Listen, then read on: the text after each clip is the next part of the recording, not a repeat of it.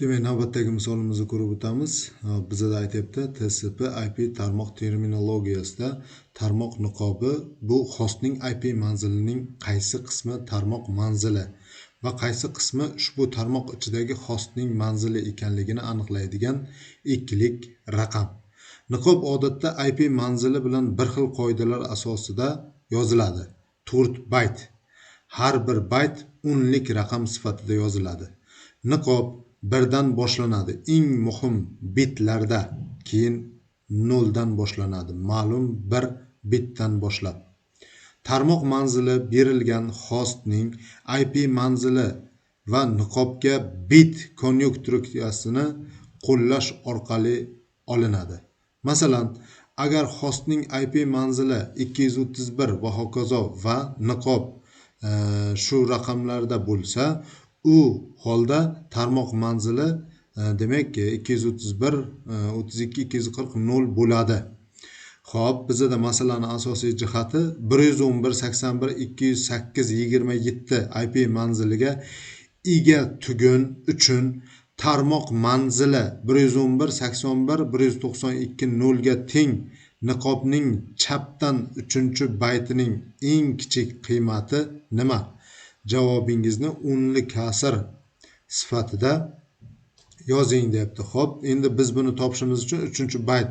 Faqatgina mana bu 3-bayt bilan ishlaydigan bo'lsak, mana bu yerda misol sifatida 255, buni 3-bayti demak 240, demak mana buniki 240 kelib chiqyapti.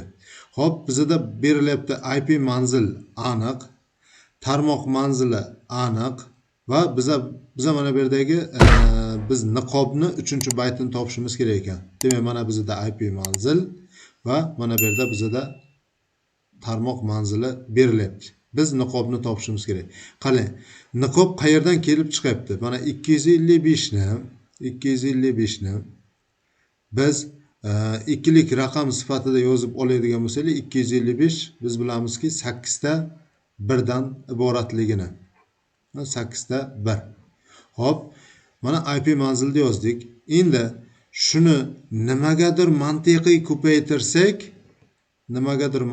ko'paytirsak, bizda kelib chiqadi. Mana bu 240 kelib chiqar ekan. 240 degani bizda qarang.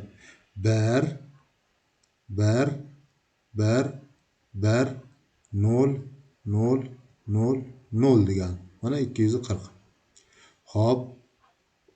Endi mana shu birlarga nimalarni ko'paytirsa, mana bu 1 1 1 1 qolgani 0 bo'ladi. Buning uchun mantiqiy ko'paytirishda 1 ni 1 ga ko'paytirsa 1 kelib chiqadi. 1 ni 1 ga ko'paytirsa 1 kelib chiqadi. 1 ni 1 ga ko'paytirsa 1 kelib chiqadi. 1 ni 1 ga ko'paytirsa 1 kelib chiqadi. Endi bu yog'i 0 chiqish kerak, to'g'rimi? Demak, biz mana bu yerdan 0 0 0 0 ga ko'paytirsak, mana bu to'rtalasi 0 kelib chiqadi. Demak, buni qaytib yana o'nlikka o'tkazadigan bo'lsak, 240 bo'ladi. Bu o'sha niqobning 3-bayti mana 240 ligini topib oldik. Endi bizda mana bu IP manzil berilyapti ekan 208. E'tibor qiling, 208. 208 degani bizda o'sha bu o'nlikda turibdi. Ikkilik sanoq sistemasiga o'tkazadigan bo'lsak, bu 1 1 0 1 0 0 0 0 dan iborat. Endi shuni qandaydir niqobga ko'paytirsa, bizda kelib chiqar ekan necha? 192 kelib chiqish kerak ekan. 192. Bu 192 deganimiz bu o'nlikda turibdi. Demak, ikkilikka olib o'tadigan bo'lsak, bu 1 1 0 0 0 0 0 0 dan iborat. Mana bu demak ikkilik sanoq sistemasiga o'tkazib oldik. Endi biz she'rda mana bu masalan shartida aytyapti, niqobning chapdan 3-baytining eng kichik qiymati nima deyapti. Eng kichik qiymatini topadigan bo'lsak, e'tibor qiling. Mana bu 1 chiqish kerak ekan. 1 ni 1 ga ko'paytirsa 1 chiqadi. 1 ni mana bu yerda yana 1 chiqish kerak. 1 ni 1 ga ko'paytirsa 1 kelib chiqadi. Endi mana bu yerda 0 chiqish kerak.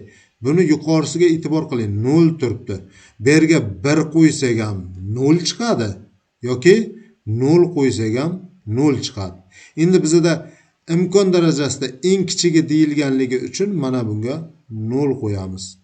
Keyingisi 0 chiqish kerak, mana bu yerga 0 qo'yamiz. 0 qo'yamiz, 0 qo'yamiz, 0 qo'yamiz, 0 qo'yamiz.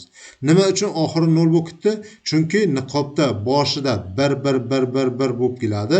Demak, orada bir 0 tushdimi? Undan keyin o'rtasida 1 yo mana bu yerda 1 ishtirok etishi mumkin emas. Bu niqob bo'lmay qoladi. Shuning uchun mana imkon darajasida eng kichigi 2 ta 1 ekan. Agar eng kattasi deyilganda 3 ta 1 ni olardik. Eng kichik deyilganligi uchun mana shunga teng. Demak, buni biz qaytib o'nlikka o'tkazadigan bo'lsak, niqobni bu 192 ga teng bo'ladi. Demak, chapdan 3-bayti eng kichigi 192 ekan.